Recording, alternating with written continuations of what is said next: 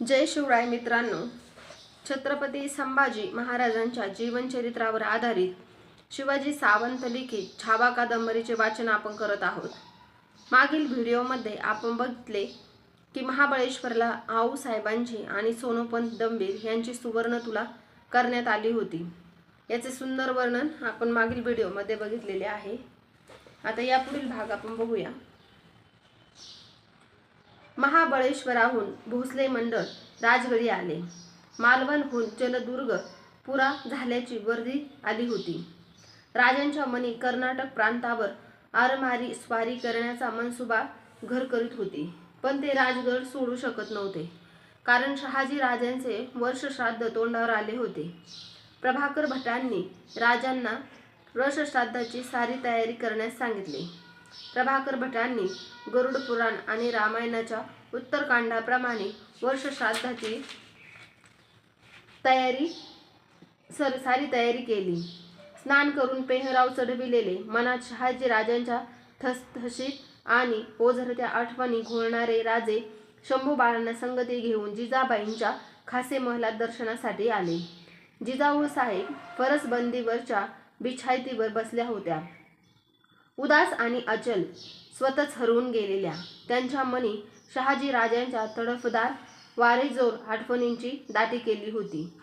त्यांचे राजमन झळकाळून गेले होते, पण मनाशीच जाबसाल करीत होते। हाताशी काहीच आले नाही की सुन्न आणि निसूर होत होते। राजांनी पुढे होत आऊसाहेबांचे पाय शिवले। जिजाऊ साहेबांनी आपली मान वर उठवली। त्यांचे डोळे भरून आले होते। ताटल्या कंठात शब्द अडकून पडले होते। समोर शंभूराजे बघतच त्यांचे डोळे मन तर गलबलून उठले।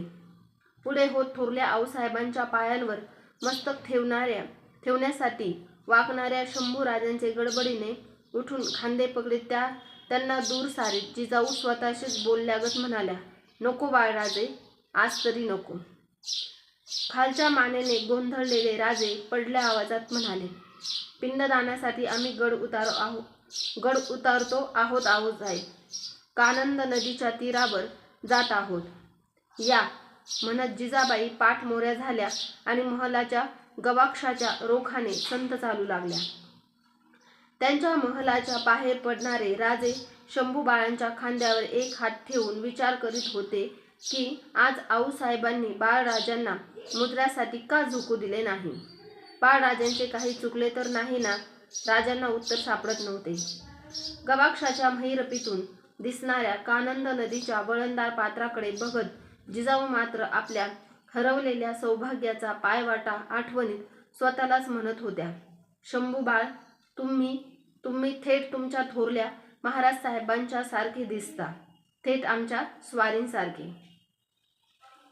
राजांनी शहाजी राजांच्या वर्षश्राद्धाचे पिंड कानंदीच्या धुकटलेल्या पात्रात विसर्जित केले। शेजारी उभे असलेल्या शंभू राजांना पिंड पत्रार्पण करण्याची नजरेनेच इशारत केली।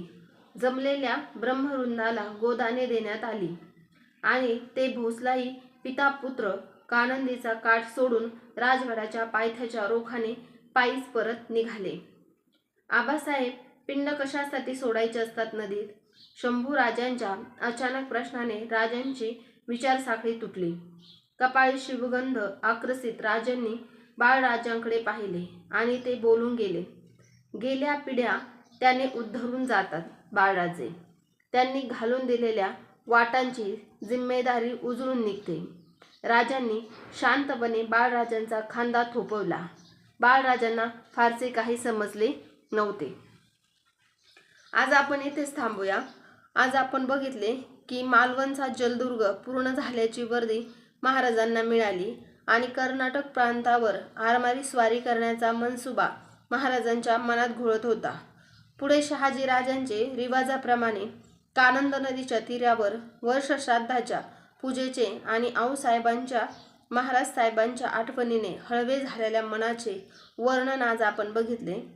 आपण आजचा हा व्हिडिओ आपल्याला कसा वाटला ते मला कमेंट करून नक्कीच सांगा। व्हिडिओ आवडला तर लाईक करा, शेअर करा आणि चॅनलला सबस्क्राईब करायला विसरू नका। मागील व्हिडिओची लिंक मी डिस्क्रिप्शनमध्ये दिलेली आहे, तेथे जाऊन तो व्हिडिओ नक्की बघा. जय शिवराय, जय शंभूराजे.